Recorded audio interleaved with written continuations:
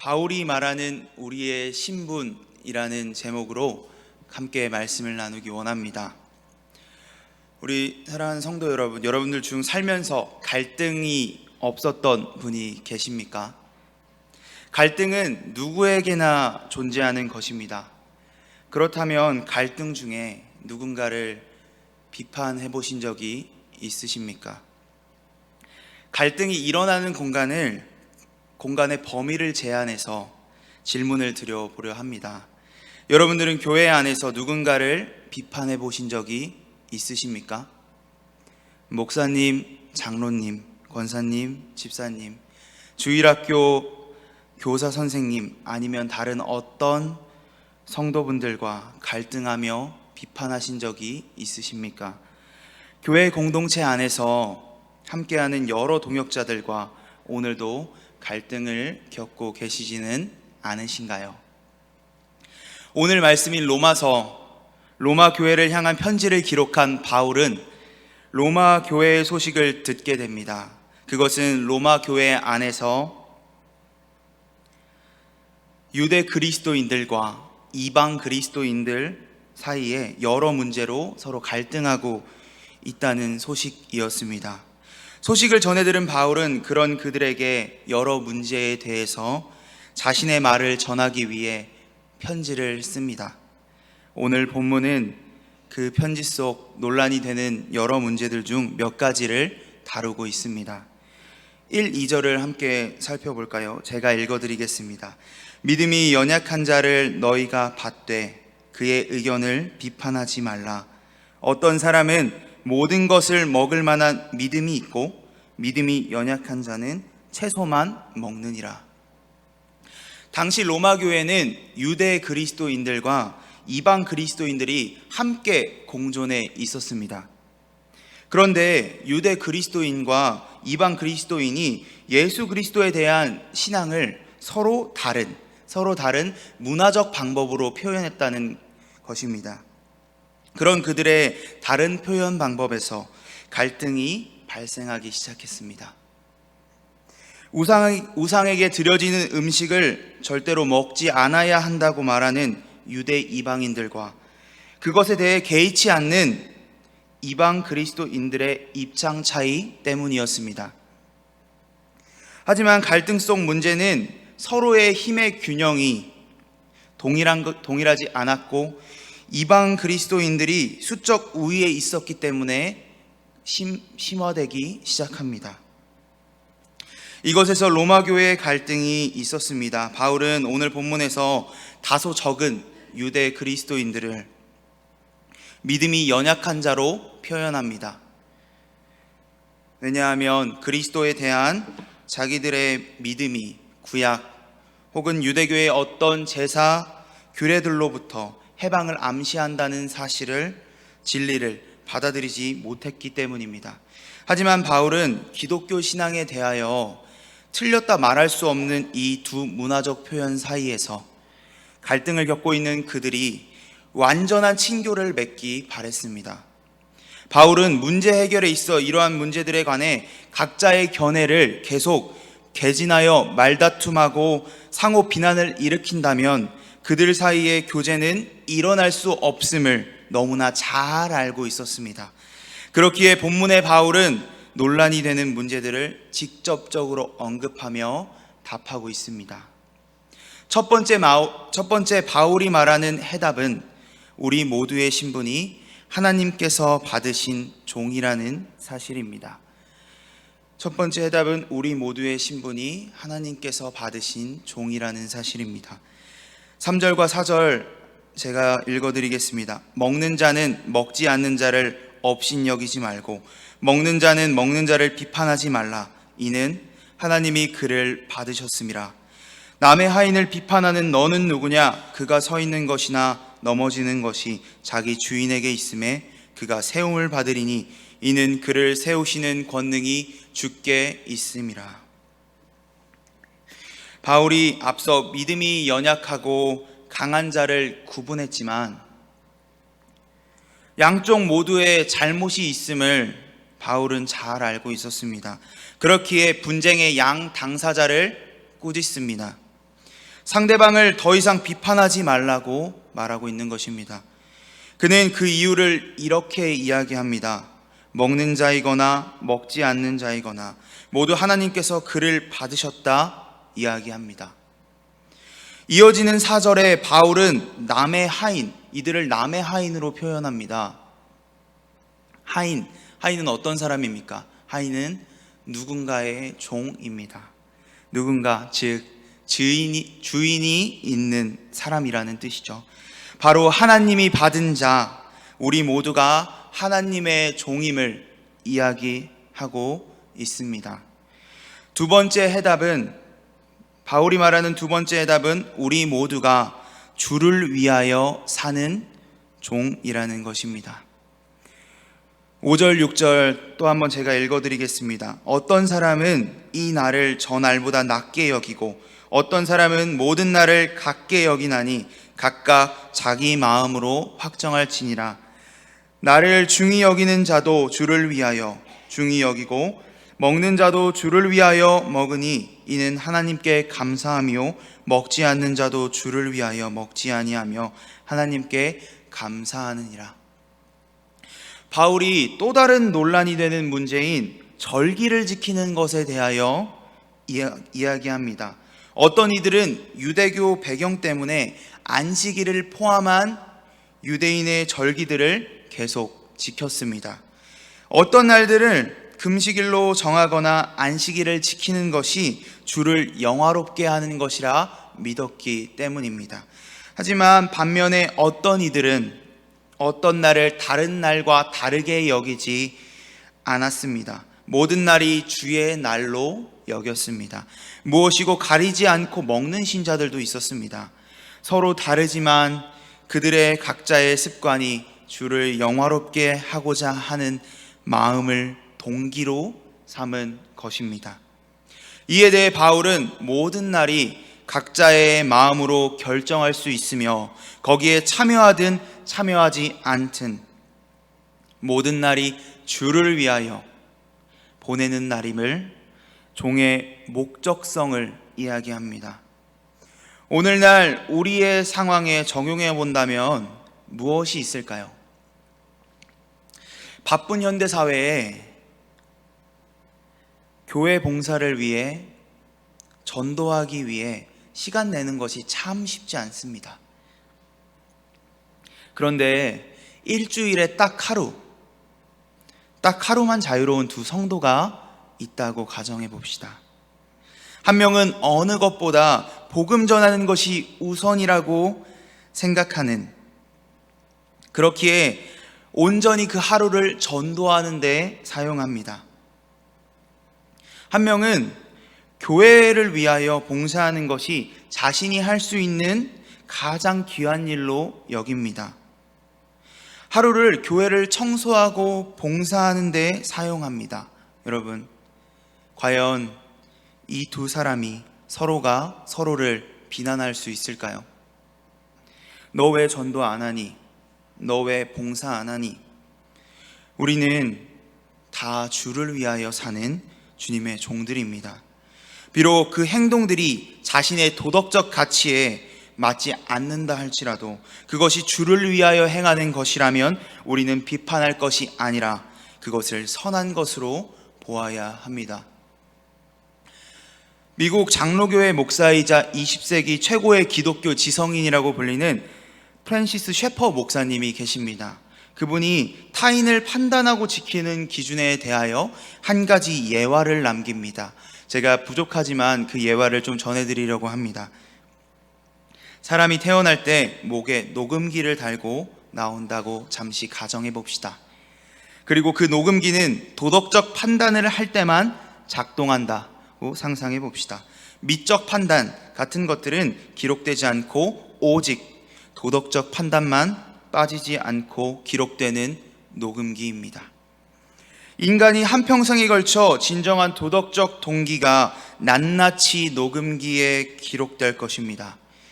마지막으로 사람이 죽고 하나님 앞에 심판받을 때 하나님께서는 녹음기를 틀어놓고 사람들은 한평생에 걸쳐 녹음된 스스로의 도덕적 판단들을 자신의 귀로 듣습니다. 너는 이 일을 잘못했고 너는 저 일을 잘못했어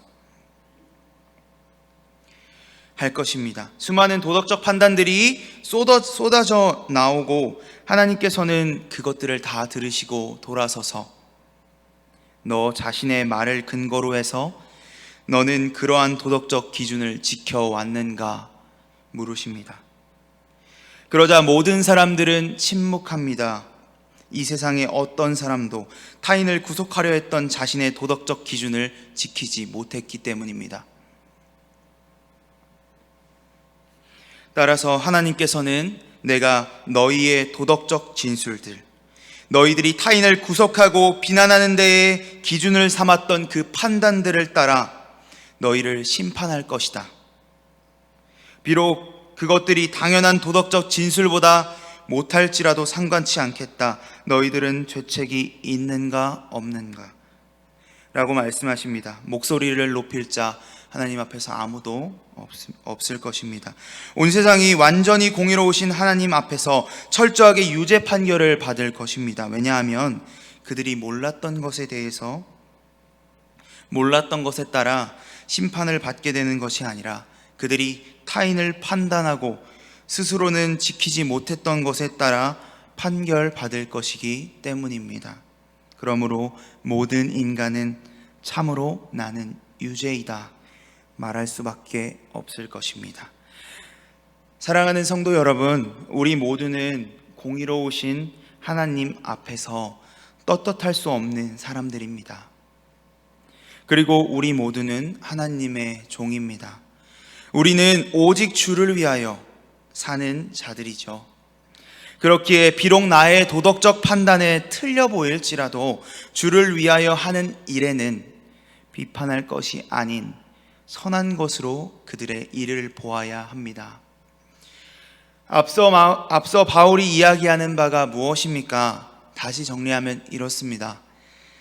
우리 모두는 주의 종이다. 그리고 우리는 주를 위하여 사는 자들이다. 그런데 앞선 말씀들이 우리가 누구인지에 대한 말씀이었다면 7절에서 9절은 반대로 우리가 어떻게 그분의 종이 되었는지를 이야기합니다. 7절에서 9절입니다. 우리 중에 누구든지 자기를 위하여 사는 자가 없고 자기를 위하여 죽는 자도 없도다. 우리가 살아도 주를 위하여 살고 죽어도 주를 위하여 죽나니 그러므로 사나 죽으나 우리가 주의 것이로다.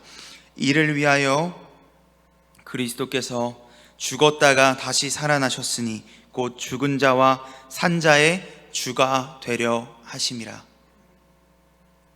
여러분, 그리스도께서 죽었다가 다시 살아나셨습니다. 왜입니까? 바울은 분명하게 말하고 있습니다. 그리스도의 죽으시고 다시 사심이 우리의 주가 되려 하셨다는 사실을 말합니다. 바울은 먼저 우리 모두가 그리스도의 종이며 우리 모두가 주를 위하여 살아야 한다 말합니다. 그러나 그것보다 먼저 우리의 주가 되시려 십자가의 모진 수모와 고통을 당하시고 다시 살아나셔서 우리의 주가 되셨습니다. 여러분, 그리스도께서 우리의 주 되심을 믿으십니까? 아멘. 여러분, 종의 신분에 대해서 생각해 보기를 원합니다. 종은 어떤 사람인가요? 자신의 주인을 위하여 주인의 명령을 따르는 사람들입니다. 즉, 바울이 말하는 것은 주를 위하여 사는 사람, 주인의 뜻대로 사는 사람입니다. 예수님의 뜻대로, 말씀대로 여러분 살아가고 계십니까? 우리의 주 되신 예수님께서는 어떻게 사셨습니까? 그분의 삶은 물과 기름처럼 섞이지 않으려 했던 유대 그리스도인들과 이방 그리스도인들과의 갈등과 같은 삶이 아니었습니다. 먼저 바리새인들이 피하고 섞이지 않으려 했던 세리와 죄인들과 함께 더불어 사시며 서로의 경계를 허물고 함께 하셨습니다. 가난한 자, 병든 자, 세상이 피하는 자들과 더불어 먹고 마셨습니다. 그런 그분의 명령, 주님의 뜻이 무엇입니까? 요한복음 13장 34절은 이렇게 이야기합니다. 새 계명을 너희에게 주노니 서로 사랑하라. 내가 너희를 사랑한 것 같이 너희도 서로 사랑하라. 우리의 주인 되신 예수 그리스도께서는 새 계명을 주셨습니다. 형제를 비판하는 것이 아니라 서로 사랑하라 라고 말씀하십니다. 바울이 말하고 싶은 본질적인 것이 바로 이것입니다. 그들의 실제적인 문제 해결을 위해서 형제를 비판하지 마, 비판하면 안 돼, 꼬집어 지목해야 했지만, 오늘 본문에서 바울이 진정으로 말하고 싶었던 것은 우리는 주의 종이고 주를 위하여 말씀대로 사는 자들이기에 주의 말씀대로 서로 사랑하라 라고 바울은 말하고 싶은 것입니다. 마태복음 5장 46절에서 47절은 이렇게 이야기하고 있습니다. 예수님께서는 이렇게 말씀하십니다. 너희가 너희를 사랑하는 자를 사랑하면 무슨 상이 있으리요? 세리도 이같이 아니하느냐? 또 너희가 너희 형제에게만 무난하면 남보다 더하는 것이 무엇이냐? 이방인들도 이같이 아니하느냐? 예수님께서는 말씀하십니다. 그분께서는 우리가 뛰어넘어야 할 우리 마음속의 경계를 먼저 넘으셔서 본이 되시고 우리에게 어떻게 살아야 하는지를 이야기하셨습니다. 여러분, 하나님께서는 우리의 모든 것을 다 아십니다. 10절에서 12절 읽어보겠습니다. 내가 어찌하여 내 형제를 비판하느냐? 어찌하여 내 형제를 업신여기느냐? 우리가 다 하나님의 심판대 앞에 서리라. 기록되었으되 주께서 이르시되 내가 살았노니 모든 무릎이 내게 꿇을 것이요 모든 혀가 하나님께 자백하리라 하였느니라. 이러므로 우리 각 사람이 자기 일을 하나님께 짓고 하리라. 여러분, 우리의 모든 입술이 하나님 앞에서 자백하게 되어 있습니다. 하나님의 종인 우리는 화를 내서는 안 됩니다.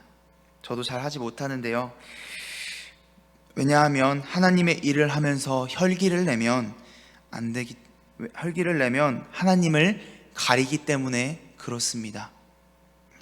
우리는 예수님을 마음에 모시고 살아야 합니다. 말 한마디 한마디가 주님 앞에서 하는 것임을 기억하고 그것들을 두려워하여야 합니다. 17세기의 청교도 수사학으로 뛰어났던 존 플라벨이라는 사람은 이렇게 이야기합니다. 당신의 생각이 하나님께 소리로 들린다. 주님께서는 우리의 모든 것을 아시고 우리와 언제나 지금도 동행하십니다. 그러니 여러분, 서로 사랑하기 원합니다. 서로 사랑하시기 바랍니다. 때론 상처받아도요, 사랑하시기 바랍니다. 주님께서 그 모든 것을 다 아십니다. 이 세상 한 번 살아가는 동안 많이 정말 많이도 사랑하시기 바랍니다. 주님께서 그 모든 것들을 다 갚아주실 것입니다. 제가 대전 중부교회를 섬기기 전 평신도 시절 작은 개척교회를 섬겼습니다. 그 교회에는 주일만 되면 동네 교회를 돌아다니시면서 구제금을 요청하던 할아버지 한 분이 계셨습니다. 찾아오셔서 한 번만 도와주세요. 세상에서 가장 불쌍한 표정을 지으시면서 말씀하십니다. 하지만 거절하면 언제 그랬냐는 듯 쌩 하고 가버리십니다. 지난주 거절당했어도 그 다음 주 계속해서 찾아오십니다. 목사님께서는 개척교회의 부족한 형편이었기에 1,000원씩밖에 드리지 못했지만 그렇게 매주 찾아오시는 그 할아버지께 구제금을 드렸습니다. 그렇게 반년이 지나고 매주 찾아오시던 할아버지께서는 한 달 가까이 찾아오지 않으셨습니다. 걱정이 되기 시작했죠. 그리고 걱정이 되었던 목사님께서는 매주 드렸어야 했던 그 1,000원을 차곡차곡 모아 놓으셨습니다. 그렇게 한 달이 더 지나 할아버지께서는 평소와 같은 모습으로 다시 교회에 찾아오셨습니다. 그리고 목사님은 그분께 모아놨던 돈을 드렸습니다. 여러분, 어떤 일이 벌어졌을까요? 보통은 이런 예화에서 놀라운 일이 벌어지는데요. 할아버지께서는 매우 고마워하셨습니다. 하지만 그 뒤로 매주 오시던 그 할아버지께서는 한 달에 한 번씩 교회를 찾아오셨습니다. 왜냐하면 자신이 매주 찾아오지 않아도 한 달에 한 번 와도 그 돈이 모여 자신에게 준다는 사실을 알았기 때문입니다. 이 이야기를 들었을 때 평범한 사람들의 반응을 감히 예상해 보자면 호의를 권리처럼 이용하는 좋지 않은 모습으로 비춰지며 그분을 비판할지 모르겠습니다. 하지만 목사님께서는 단 한 번도 그분의 모습을 비판하신 적이 없으셨습니다. 그저 오시는 그분을 매주 사랑으로 맞아주셨습니다. 그 뒤로 4년에서 5년간 교회가 장소를 이전하기 전까지 계속 그분과의 교제는 이어졌습니다. 비판하기보다 사랑하는 그 긴 시간 동안, 그 긴 시간 가운데 교회를 출석하셨던 것은 아니지만 그분께서는 복음을 들으셨고 결신하는 시간을 가지게 되었습니다. 여러분, 세상을 살다 보면 시기, 질투, 교만, 탐심, 비난과 같은 여러 나쁜 마음들이 우리에게 생기고 우리는 죄를 짓고 살아갑니다. 누군가가 나보다 잘 나가면 때론 시기가 샘솟고, 내가 없는 것을 가지고 있으면 질투가 나고, 나와 맞지 않는 모습들, 다른 이들이 나와 맞지 않는 모습들을 보고 반인륜적인 모습을 가지고 있다면 그를 맹렬히 비난합니다. 하지만 비판하기보다 예수님께서는 우리를 사랑하셨던 것처럼 그들을 사랑할 때 우리가 생각했던 것보다 놀라운 일이 벌어집니다. 여러분, 오늘 말씀을 좀 정리해 나가려고 합니다.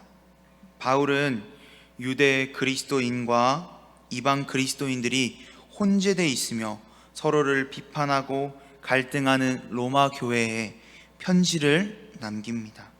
그리고 그 편지를 오늘날 우리는 보고 있습니다. 성경 속 과거의 그들의 비판과 오늘날 우리의 비판은 어떻게 다릅니까? 과연 오늘의 이 편지가 로마 교회 사람들에게만 보내지는 편지일까요?